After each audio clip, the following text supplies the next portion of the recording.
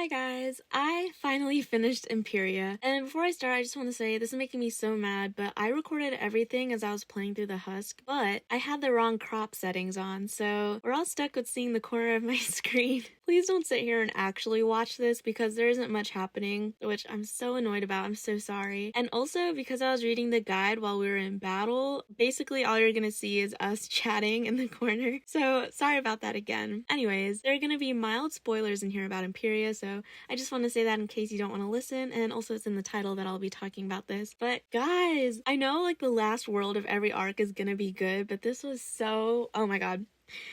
I need to organize how I'm gonna say all this, so I think I'm gonna go chronologically. So now that I've finally finished the first 3 arcs, I think I can confidently say that to me, Arc 1's fluidity of the story wasn't that great. I could feel the choppiness between each world, so after Arc 2 with Morganth, I was like, whoa, I love Arc 2 a lot more than Arc 1. And generally, the newer something is, the more likely it is that it's gonna be better, so obviously me thinking Arc 3 was good isn't surprising at all, but holy shit, Arc 3 was so good. Oh my god. Polaris, Mirage, and Empyrea were all so fun to play through. And the story was so cute with Raven and Spider. Ugh, so cute. I also loved the first 2 worlds of this arc because it included the Arcanum and it felt like one fluid motion of the story. It wasn't like chopped up how Arc 1 was. And it wasn't like us having to sit through the world to get to the next one either. Everything was just integrated so nicely together. And I really like how the mainline quest makes us go back to previous worlds. But this video isn't about Arc 1 or 2 or 3. It's about Empyrea. So I'm just gonna sit here and share my thoughts. Actually, before I really mean that this is only going to be about Empyrea, I just want to say that it is so nice to have a little video that I can make commentary over, because for a while I would have to go to my spam Instagram account and make all my friends see shit like this on my story. So, I love being able to sit and talk here. Thank you so much for listening. Anyways, Empyrea. I really hated Empyrea when it first started. There were a lot of things that made me feel so icky about it, but the first thing was that when we were in the Arcanum, all of a sudden, there were these pigs named Pork and Beans. Like, that sounded crazy familiar, so here I go searching up what's going on, and I found out, oh, this is a Star Trek world. A Star Trek themed world. And then a little bit later, there were some Batman hints, and okay, everyone loves a good reference like Zeke's little quest referring to bands, but you're telling me there is a whole world in the Spiral in Wizard101 based off of Star Trek and Batman and other sci-fi things? Hello? I see how this would be great for anyone who likes those things, but me?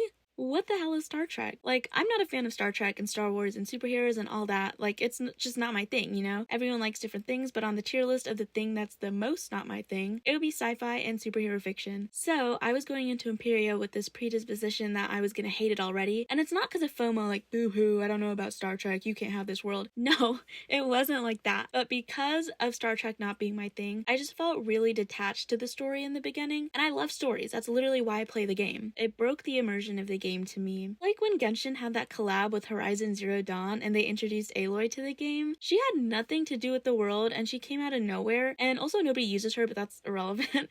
Anyways, it just felt out of place is what I'm trying to say. Like, what is all this stuff doing in the Spiral? And because of me feeling so detached, I don't really remember much from the story except Khan and how annoying everyone was actually. In the beginning, I just remember everyone hating our character and it was so sad. I also remember there being a lot of bosses, like so many bosses. I spent so much time looking for guides and I don't know if that slowed down my questing a bit, but anyways, I just didn't like Empyrea until all of a sudden we went to Ravenwood. All of a sudden we were Bartleby Scion, and all of a sudden I loved Empyrea. Oh my god, I see why there's a part 1 and a part 2, because part 1 sucked. Oh my god, okay.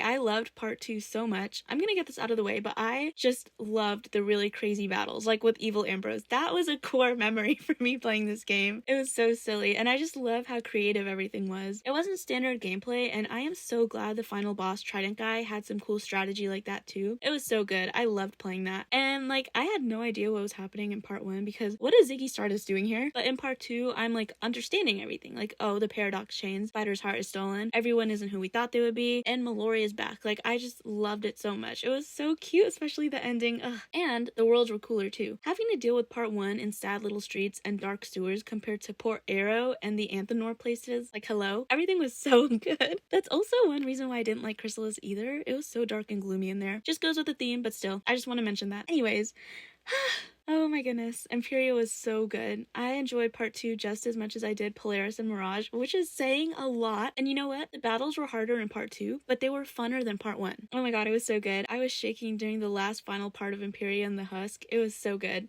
I'm just so happy. It feels good knowing that Empyrea gets better, like there is a reason to fight through part 1. I love questing through the second part, and I think that's all I had to say about Empyrea. I never thought the game would get this good when I first started, so on to Caramelle.